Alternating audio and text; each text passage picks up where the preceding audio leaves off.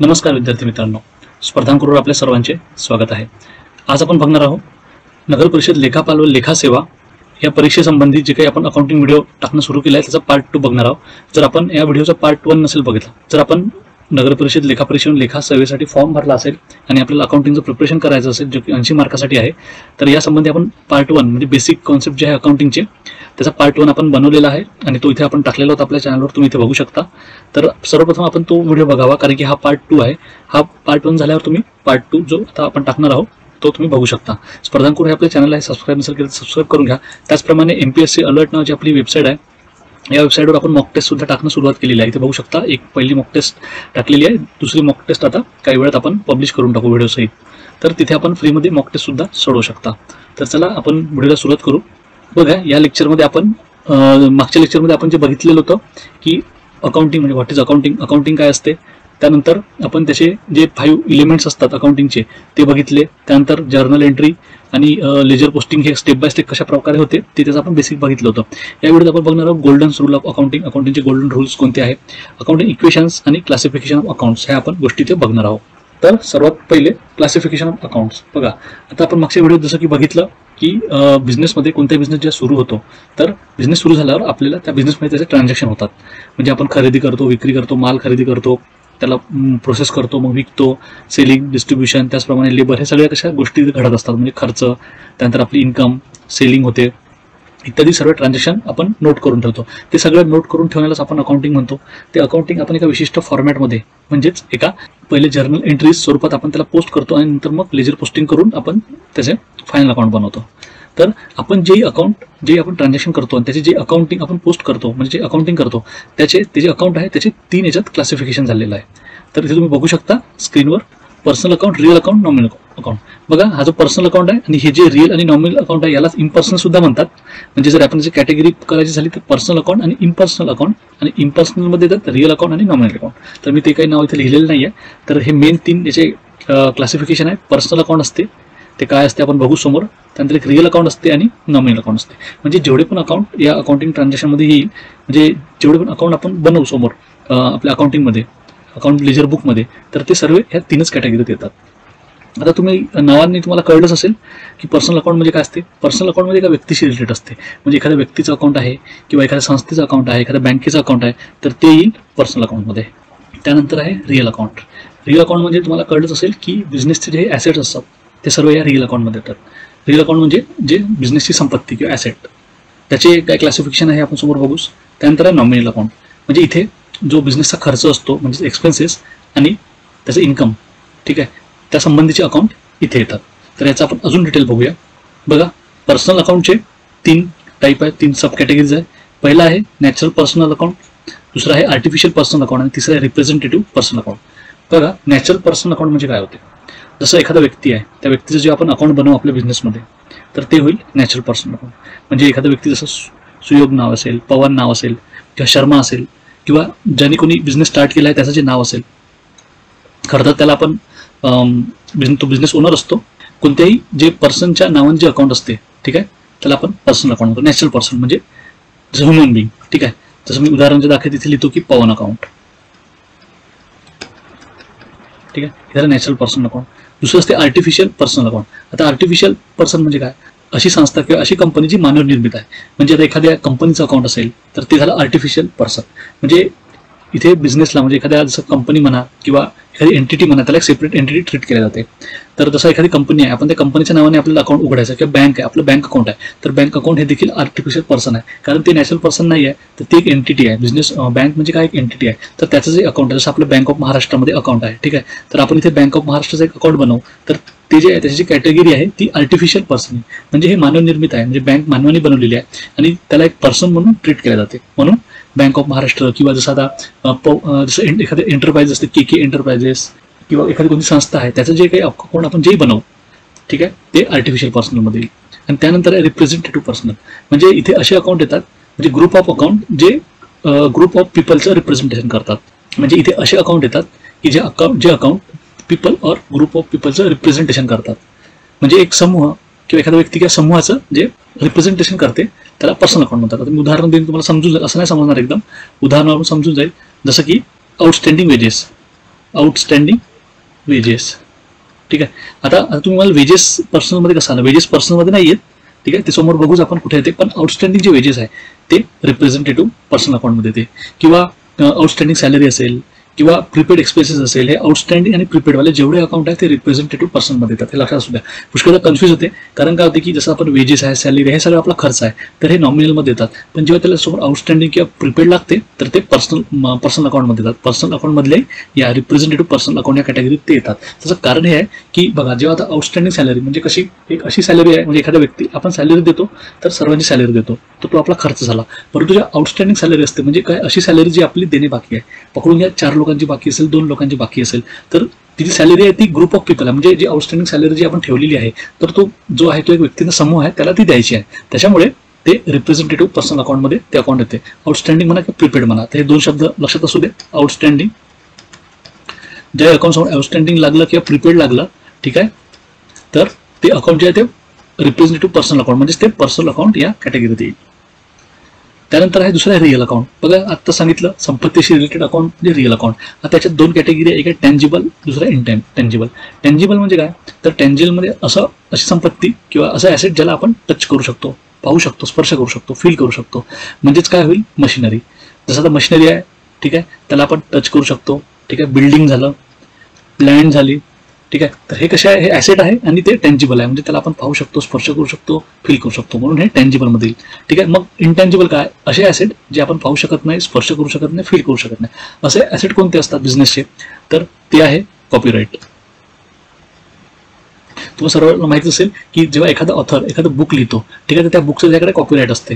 म्हणजे ते बुक दुसरं कोणी कॉपी करू नये किंवा दुसरं कोणी ते विकू नये आपल्या नावावर, म्हणून त्या ऑथरकडे म्हणजे कॉपीराईट त्याच्याकडे तो असतो, म्हणजे ती एक त्याची संपत्ती असते. तसंच जर आपल्या बिझनेसकडे काही एखादं कॉपीराईट असेल एखाद्या प्रोडक्टचं, तर ती आपली इनटँजिबल ॲसेट असते. त्यानंतर असते ट्रेडमार्क आहे, नंतर गुडविल आहे, कंपनीची जी ख्याती ज्याला आपण म्हणतो की कंपनीचं जे काही नाव आहे, जी गुडविल आहे, ती पण एक प्रकारची ॲसेट असते आणि ती जी आहे ती इनटँजिबल ॲसेट असते. त्यानंतर आहे पेटंट. जर कंपनीकडे कोणतं पेटंट असेल, कंपनीच्या नावाने रजिस्टर असेल, तर ते पेटंट जे आहे ते इनटँजिबल ॲसेटमध्ये येते. म्हणजे ते एक ॲसेट आहे पण ते इनटँजिबल आहे. ठीक आहे, म्हणून ते जे पेटंट अकाउंट ते आहे ते रिअल अकाउंटमध्ये येईल. ठीक आहे. त्यानंतर आहे नॉमिनल अकाउंट. बघा इथे नॉमिनल अकाउंटमध्ये एक्सपेन्सेस आणि लॉसेस रिलेटेड जेवढे अकाउंट आहेत ते येतात आणि इन्कम आणि गेन्स रिलेटेड जे आहेत ते येतात. आता बघू एक्सपेन्सेस आणि लॉसेस कोणते आहे. आता बघा कंपनीचे जे काही एक्सपेन्सेस आहेत, जसं काही ॲडव्हर्टाईज एक्सपेन्सेस आहे, सॅलरी आहे, ठीक आहे, त्यानंतर जे पण कंपनीचे एक्सपेन्सेस असेल डेली लाईफमध्ये डे टू डे, ते सर्व एक्सपेन्सेस जे आहेत ते नॉमिनल अकाउंटमध्ये येतात. त्यानंतर लॉसेस, आपला जो काही लॉस झाला असेल, कंपनी जेवढे लॉसेस असेल ते सर्व इथे येतात. त्याचप्रमाणे इन्कम अँड गेन, कंपनीला जो इन्कम झाला, जसं कंपनीला डिव्हिडंड रिसिव्ह झाली, ठीक आहे, डिव्हिडंड रिसिव्ड हे कंपनीची इन्कम आहे. त्यानंतर इंटरेस्ट रिसिव्ड, कंपनी काही इन्व्हेस्टमेंट केली असेल त्याच्यावर कंपनीला इंटरेस्ट रिसिव्ह झाला, तर हे आहे इन्कम, तर हे होईल नॉमिनल अकाउंटमध्ये. त्याचप्रमाणे काही गेन झाला असेल म्हणजे इन्कम अँड गेन, तर ते सर्व नॉमिनलमध्ये येईल. म्हणजे बघा ह्याचे 3 कॅटेगरी आहे, जेवढे अकाउंट आहेत 3 मध्येच येतात. मी मगाशी सांगितल्याप्रमाणे जर एखाद्या व्यक्तीशी रिलेटेड असेल तर ते, जर नॅचरल व्यक्ती असेल, एखादा व्यक्ती असेल, पुरुष असेल, स्त्री असेल, ठीक आहे, तर ते नॅचरल पर्सनमध्ये येईल. बँक असेल, एखादी संस्था असेल, एखादी कंपनी असेल, त्याचं अकाउंट असेल तर ते आर्टिफिशियल पर्सनमध्ये येईल.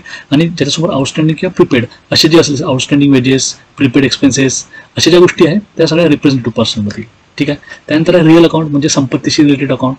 त्यात 2 आहे, एक आहे टँजिबल, दुसरा इनटँजिबल. टँजिबलमध्ये असे ॲसेट ज्याला आपण टच करू शकतो, पाहू शकतो, फील करू शकतो, building, machinery, land, etc..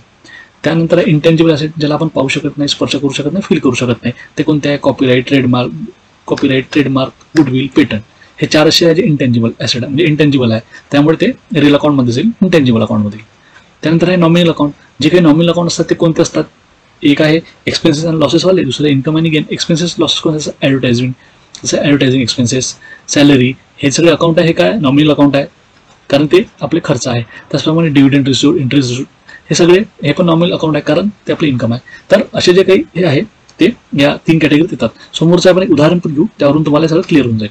Classify the following accounts into personal, real and nominal.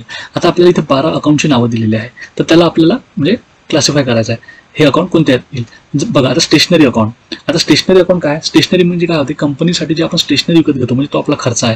म्हणजे स्टेशनरीमध्ये आपण बुक्स घेऊ, पेपर घेऊ, पेन घेऊ, पेन्सिल घेऊ, जे काही घेऊ, तर जो कंपनीसाठी आपण जो स्टेशनरी घेतो तो कंपनीचा खर्च असतो. म्हणजेच तो काय मी सांगितलंय, तो कंपनी जो खर्च आहे तो नॉमिनल अकाउंटमध्ये येईल. त्यानंतर महेश अकाउंट. बघा महेश हा एक पर्सनल आहे आणि नॅचरल पर्सन आहे, तर एका व्यक्तीचं जे अकाउंट आहे ते पर्सनल अकाउंटमध्ये. कोणतं, नॅचरल पर्सन अकाउंट. तर तेवढं तो सब कॅटेगरी नाही विचारली आहे, पण कॅटेगरी विचारली, त्याच्यामुळे हे काही पर्सनल अकाउंट येईल. त्यानंतर मशिनरी. बघा मग अशी सांगितल्याप्रमाणे मशिनरी काय ही एक संपत्ती आपली ॲसेट आहे. ती कोणती आहे? टँजिबल ॲसेट आहे. कारण मशिनरीला आपण बघू शकतो, टच करू शकतो, फील करू शकतो. म्हणून मशिनरी हे काय, हे रिअल अकाउंट आहे, म्हणजे संपत्ती आहे, त्याच्यामुळे ते रिअल अकाउंट आहे. कॅपिटल. कॅपिटल काय? बघा कॅपिटल म्हणजे काय असते, जेव्हा एखादा बिझनेसचा जो ओनर आहे, जो मालक आहे, तो बिझनेसमध्ये जेव्हा आपला पैसा गुंतवतो, कॅपिटल आणतो, त्याला कॅपिटल अकाउंट म्हणतात. ठीक आहे. पण इथे फरक हा आहे की जो जसा आता बिझनेसचा तुम्ही जसा ए नावाचा व्यक्ती आहे, त्याने बिझनेस स्टार्ट केला आणि त्याने बिझनेसमध्ये कॅपिटल आणला म्हणजे इन्व्हेस्ट केली, तर ते एचं अकाउंट झालं. परंतु इथे कसं असतं की बिझनेसचा जो ओनर असतो त्याचं नाव नसते लिहायचं, त्याचं नावाच्या जागी आपण कॅपिटल लिहित असतो. म्हणजे हे जे कॅपिटल आहे हे ऍक्च्युली बिझनेस ओनरने आणलेलं आहे. म्हणजे ऍक्च्युली हे जर आपण नाव लिहिलं असतं तर कोणत्या एखाद्या व्यक्तीचं नाव असतं. ठीक आहे. पण आपण नाव लिहित नाही, म्हणून हे कॅपिटल जे आहे हे पर्सनल अकाउंट असते. पर्सनल का असते? कारण की ते आपण त्या व्यक्तीचं नाव न लिहित, म्हणजे जो ओनर आहे त्यांनी बिझनेसमध्ये कॅपिटल आणलेलं आहे त्याचं आपण नाव लिहित नाही, त्याच्या जागी कॅपिटल लिहितो. म्हणजे आपल्याला कळावं की हे बिझनेस ओनरने आणलेलं कॅपिटल आहे, म्हणून त्याचं नाव नाही त्याचं कॅपिटल लिहिते, म्हणून ते पर्सनल आहे. कारण आपण पर्सनचं नाव नाही लिहित, फक्त कॅपिटल लिहितो, एवढाच फरक आहे. लॉस बाय फायर अकाउंट म्हणजे बघा आगीमुळे आपलं कोणतं नुकसान झालेलं आहे. मग अशी सांगितल्याप्रमाणे एक्सपेन्सेस अँड लॉसेस हा नॉमिनल अकाउंट आहे. Pune municipal corporation. बघा ही एक कॉर्पोरेशन आहे, एक एंटिटी आहे जी आर्टिफिशियल पर्सन आहे. म्हणजे एंटिटी काय असते? आर्टिफिशियल पर्सन असते, माणसाने क्रिएट केलेली. तर ही एंटिटी जी आहे म्हणजे आर्टिफिशियल पर्सन जो माणसाने क्रिएट केलेला आहे, म्हणून ते पर्सनल अकाउंट. त्यानंतर बिल्डिंग. बिल्डिंग ही आपल्या बिझनेसची ॲसेट आहे, म्हणून real account. Bank of Maharashtra. मग अशी मी बँक ऑफ महाराष्ट्र उदाहरण सांगितलं की असे जे एंटिटी आहे म्हणजे बिझनेस म्हणा, बिझनेस म्हणजे कंपनीची नावं किंवा संस्था, बँका, हे सगळे आर्टिफिशियल पर्सन आहे, म्हणजे पर्सनल अकाउंट. कॉपीराईट. कॉपीराईट ही आपली ॲसेट आहे, इंटेंजिबल ॲसेट, ज्याला आपण स्पर्श करू शकत नाही, टच करू शकत नाही, फील करू शकत नाही, त्यामुळे ही रिअल अकाउंट आहे. रिपेअर अँड मेंटेनन्स हा आपला बिझनेसचा खर्च आहे, त्याच्यामुळे हा नॉमिनल अकाउंट आहे. त्यानंतर लॅपटॉप. लॅपटॉप हे ॲसेट आहे, टेंजिबल ॲसेट आहे, कारण की याला टच करू शकतो, बघू शकतो, स्पर्श करू शकतो, म्हणून रिअल अकाउंट. वेजेस. वेजेस हा खर्च आहे, कारण की वेजेस आपण देतो, जे लेबर लोक आपल्या फॅक्टरीत काम करतात त्यांना आपण वेजेस देतो, म्हणजे तो आपला खर्च आहे. खर्च असल्यामुळे ते येईल नॉमिनल अकाउंटमध्ये. तर बघा मित्रांनो, क्लासिफिकेशन अकाउंटचे आपण 3 जे टाईप बघितले त्याचे आपण ते एक्झाम्पल सहित घेतलेले आहे. 12 एक्झाम्पल आहे, तुम्ही बघू शकता की आपण त्याला पर्सनल, रिअल आणि नॉमिनलनुसार क्लासिफाईड केलेलं आहे. तर ह्या उदाहरणावरून तुम्हाला बरंचसं क्लिअर झालेलं असेल. बघा आता आपण बघू गोल्डन रूल्स ऑफ अकाउंटिंग. अकाउंटिंगचे गोल्डन रूल आहे. आता मगाशी सांगितल्याप्रमाणे जे मेन 3 कॅटेगरी आहे, personal account, real account, nominal account. आता यामध्ये आपण याच्या सब कॅटेगरीज बघितल्या आणि आपण त्याचे अकाउंट पण बघितले की कोणते अकाउंट कोणत्या कॅटेगरी येतात. तर आता जेव्हा आपण एंट्री करू, ठीक आहे, कंपनीमध्ये ट्रान्झॅक्शन होईल त्याचे जे आपण एंटर करू, तर आपल्याला तुम्हाला माहिती असेल की डेबिट आणि क्रेडिट असे 2 ट्रान्झॅक्शन कंपनीत होतात. ठीक आहे, डेबिट आणि क्रेडिट. ठीक आहे. तर आता कोणतं अकाउंट डेबिट करायचं, कोणतं क्रेडिट करायचं, त्याचे गोल्डन रूल आहे. हे गोल्डन रूल याच्यासाठी म्हटलं जाते की सगळीकडे हे रूल लागू होतात. म्हणजे जर ते अकाउंट पर्सनल असेल तर त्यात जे काही रूल आहे ते तिथे लागू होईल. रिअल अकाउंटला रिअल अकाउंटचे रूल्स होईल आणि नॉमिनल अकाउंटला नॉमिनल अकाउंटचे रूल्स होईल. तर ते काय आहे ते आपण आता बघू. बघा पहिला रूल आहे पर्सनल अकाउंटचा, debit the receiver, credit the giver. ठीक आहे, डेबिट द रिसिव्हर म्हणजे आता बघा, आता पर्सनल अकाउंट आहे, जसं एखादा पर्सनला एखादी वस्तू भेटते, रिसिव्ह होते, तर त्याला आपण डेबिट करतो. जसं आपण मग अशी बघितल्याप्रमाणे पवन आहे. ठीक आहे, पवनला एखादी वस्तू रिसिव्ह झाली. ठीक आहे, रिसिव्ह झाली, तर हा आहे पर्सनल अकाउंट. ठीक आहे, तर याला आपण काय करू, डेबिट करू. ठीक आहे. आणि क्रेडिट द गिव्हर, जर एखादी वस्तू दिली आहे, जसं सुयोग आहे, सुयोगने एखादी वस्तू दिली आहे दुसऱ्याला, ठीक आहे, आणि हा पर्सन आहे, तर त्याला आपण क्रेडिट करू. म्हणजे पर्सनल अकाउंट असेल आणि त्याला एखादी वस्तू रिसिव्ह झाली असेल तर डेबिट करायचं, आणि पर्सनल अकाउंट असेल आणि त्याने एखादी वस्तू दिली असेल तर त्याला क्रेडिट करायचं. त्यानंतर आहे रिअल अकाउंट. रिअल अकाउंटचा रूल काय, debit what's come in, credit what's goes out. बघा रिअल म्हणजे काय, संपत्ती आहे. आता संपत्ती रिसिव्हर नसते का गिव्हर नसते, संपत्ती येते किंवा जाते. जर बिझनेसमध्ये एखादी संपत्ती आली, कोणती एखादी ॲसेट जर बिझनेसमध्ये आली असेल, ठीक आहे, आली, तर त्याला आपण डेबिट करतो त्या ॲसेटला, म्हणजेच त्या अकाउंटला. ठीक आहे. आणि आपल्या बिझनेसमध्ये एखादी ॲसेट कोणती बाहेर गेली असेल तर गोज आउट. ठीक आहे, त्याला आपण बाहेर गेली असेल तर त्याला आपण क्रेडिट करतो. ठीक आहे. सोबत बघूच आपण, हे पण उदाहरणासहित बघू म्हणजे तुमचं अजून क्लिअर होऊन जाईल. नंतरचं आहे नॉमिनल अकाउंट. नॉमिनल म्हणजे काय, खर्च आहे. आपण बघितलं होतं मगाशी, debit all expenses and losses. जेवढा खर्च झाला किंवा जेवढा लॉस झाला तो डेबिट करायचा. ठीक आहे. आणि जेवढे इन्कम झाली आणि गेन्स झाला तो क्रेडिट करायचा. एकदम सिंपल. तर बघा बिझनेसमध्ये एखादा खर्च झाला, जसं लॉस बाय फायर आपण बघितलं, तर हा आपला खर्च आहे, किंवा सॅलरी हा आपला खर्च आहे. तर मग काय होईल, जेव्हा सॅलरी हे होईल, ठीक आहे, सॅलरी अकाउंट काय होईल, डेबिट होईल. ठीक आहे. जेव्हा सॅलरी खर्च झाली, म्हणजे आपण जेव्हा सॅलरी दिली तर मग आपण सॅलरी काय करू, डेबिट करू. ठीक आहे. त्याचप्रमाणे जर एखादा आपल्याला इंटरेस्ट आहे, इंटरेस्ट रिसिव्ह झाला, ठीक आहे, इंटरेस्ट आपल्याला रिसिव्ह झाला, तर आपण त्याला काय करू, क्रेडिट करू, कारण ते आपली इन्कम आहे. ठीक आहे. तर तो म्हणजे जे अकाउंट आहे त्याला आपण सर्वप्रथम पर्सनल, रिअल, नॉमिनलनुसार डिवाइड करू आणि त्यानुसार ते रूल लावू. तर पर्सनल अकाउंटचा रूल काय, debit the receiver, credit the giver. Real अकाउंटचा रूल आहे debit what's come in, credit what's goes out. Nominal अकाउंटचा रूल आहे debit all expenses and losses, credit all income and gain. तर समोर एक उदाहरण घेऊ, त्या उदाहरणावरून तुम्हाला ह्या गोष्टी समजून जाईल. बघा गोल्डन रूल्स ऑफ अकाउंटिंगचं एक आपण उदाहरण बघू. आता बघा इथे पहिले ट्रान्झॅक्शन आहे कमेन्स बिझनेस विथ कॅश. म्हणजे काय, ती बिझनेसची सुरुवात झालेली आहे 20,000 रुपये कॅशनी. आता बघा, आता इथे सरळ दिलाय पण तुम्हाला मी समजवतो कॉन्सेप्ट. आता बघा 20,000 रुपये सुरुवात झाली आहे. आता 20,000 रुपये कसे सुरुवात होईल, तर एखादा व्यक्ती आहे त्याने एखादा बिझनेस स्टार्ट केला, तर तो काय करेल 20,000 रुपये बिझनेसमध्ये आणेल.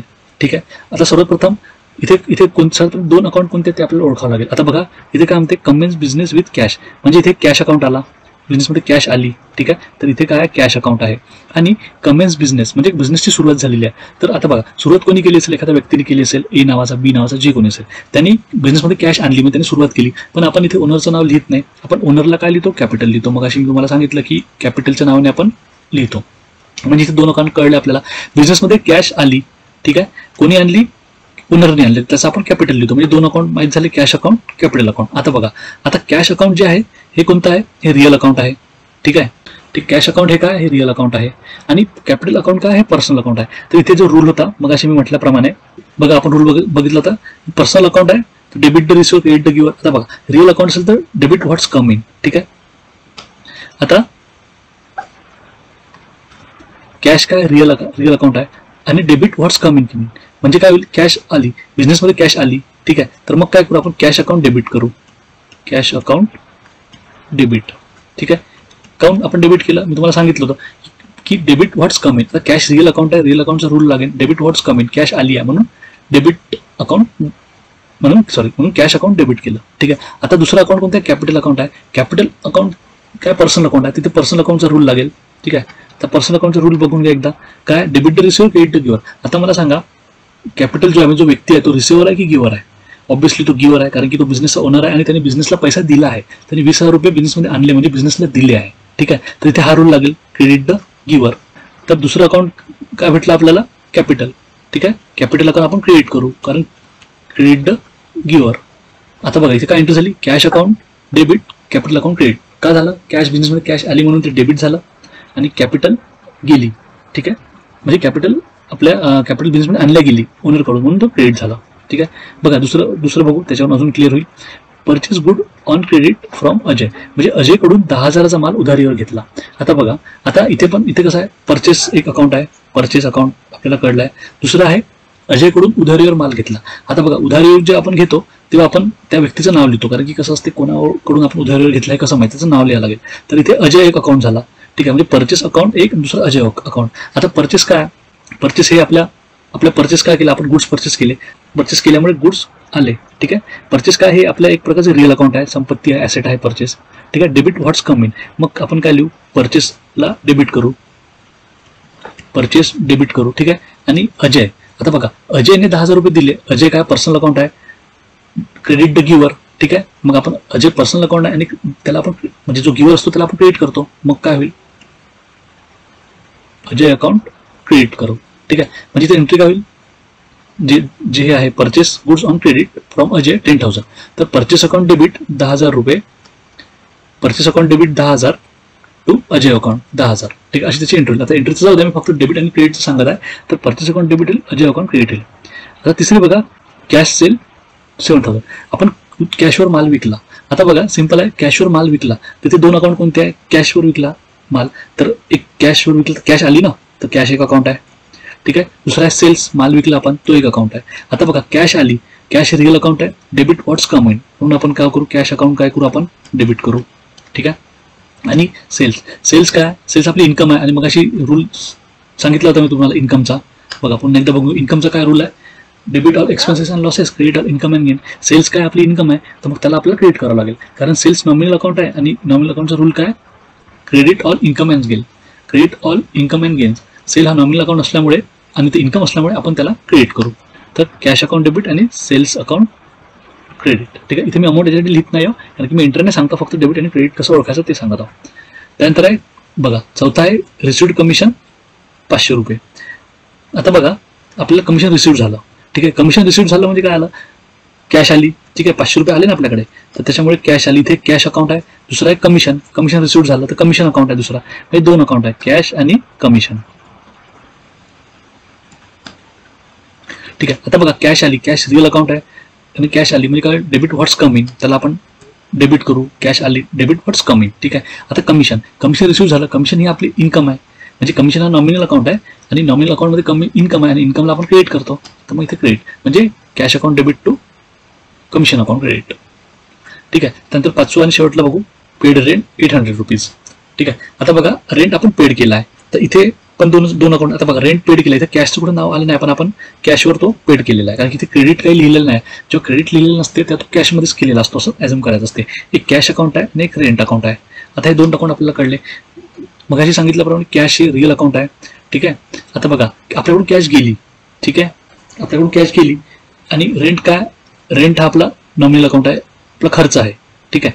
आता बघा कॅश गेली तर क्रेडिट करायचं आणि रेंट हा नॉमिनल अकाउंट आहे आणि ऑल एक्सपेन्सेस अँड लॉसेस आपण डेबिट करतो, त्याच्यामुळे हे डेबिट होईल. म्हणजे याची एनसी काय होईल, rent account debit 800 rupees to cash account. ठीक आहे. कारण की आपण कॅशवर रेंट पेड केला आहे. ठीक आहे. रेंट दिला, रेंट हा खर्च आहे, त्याच्यामुळे त्याला डेबिट करू आणि आपण कॅश आपल्याकडून गेलेली आहे, कॅश रिअल अकाउंट आहे ती आपल्याकडून गेली. ठीक आहे. ती आपल्याकडून गेल्यामुळे क्रेडिट वॉज गोज आउट जे आपण करतो, त्यामुळे आपण कॅश क्रेडिट करू. ठीक आहे. तर मला वाटतं की ह्या उदाहरणावरून तुमचं अजून बरंचसं क्लिअर झालेलं असेल. जर काही डाऊट असेल तुम्ही कमेंट पण करू शकता मला. ठीक आहे. तर मित्रांनो, इथे जे आपण एक नॉमिनल उदाहरण बघितलं होतं, 5 ट्रान्झॅक्शन बघितले, तर याच्यावरून जर क्लिअर नसेल झाला तर तुम्ही मला कमेंट करा. त्या कमेंटमध्ये काही डाऊट असेल ते विचारा. जर तुम्हाला वाटत असेल तर पुन्हा मी याच्यावर एक व्हिडिओ आणू. नेक्स्ट व्हिडिओमध्ये आपण अकाउंटिंग इक्वेशन बघू, म्हणजे asset is equal to capital plus liability. हे जे इक्वेशन असते हे प्रत्येक वेळेस कसं सॅटिस्फाईड होते, कोणतीही गोष्ट ती ॲसेट आणि कॅपिटल प्लस लायबिलिटीच्या प्रमाणात असते. तर ते आपण याच्यापुढे बघू, त्याच्यावरची आपण उदाहरणं घेऊ. जर काही डाऊट असेल तर कमेंट करा आणि जर तुम्हाला अजून याच्यावर काही अजून जास्त ॲडव्हान्स पाहिजे असेल तर आपण बेसिक कडून ॲडव्हान्सकडे जाऊ. तसे कमेंट आले तर मी याच्यावर अजून ॲडव्हान्स व्हिडिओ पण घेऊन. व्हिडिओ बघितल्याबद्दल धन्यवाद.